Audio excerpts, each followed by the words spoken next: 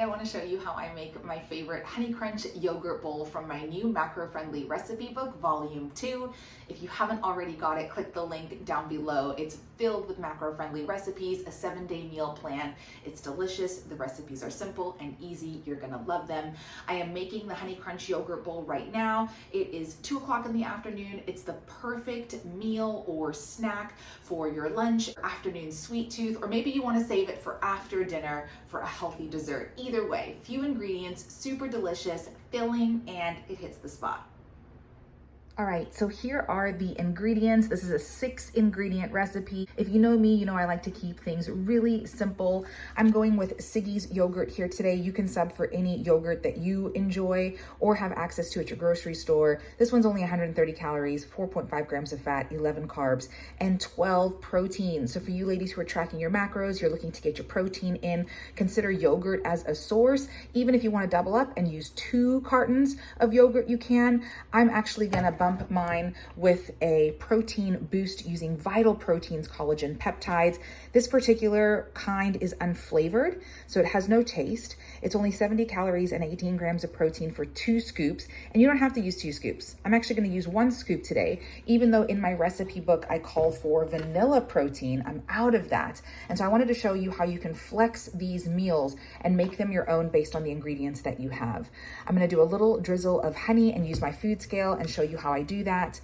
Blueberries, some almond butter. As you can see, the macros here are 2 tablespoons for 190 calories, 17 fat, 7 carbs, and 7 protein. Again, I'm gonna half this serving size, so it'll half all of the macros. That way I get a healthy source of fat and a little bit of flavor without too much spend on macros.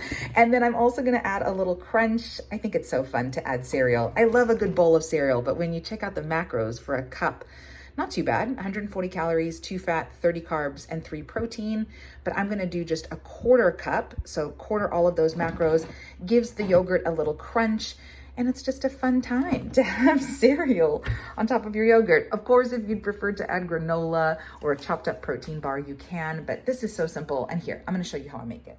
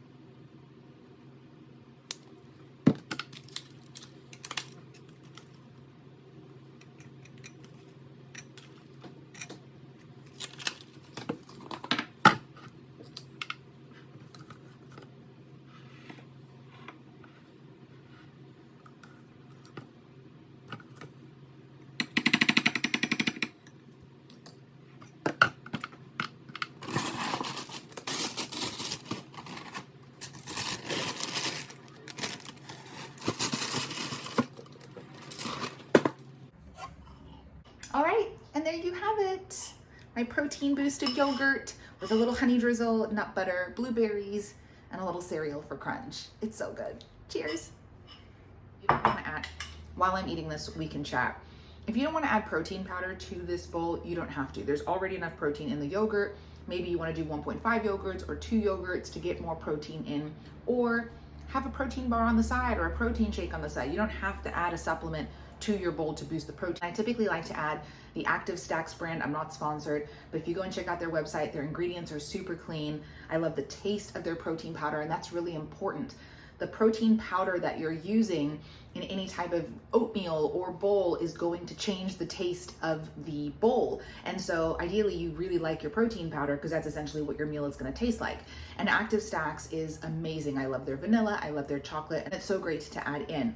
Vital Proteins, you can't taste it.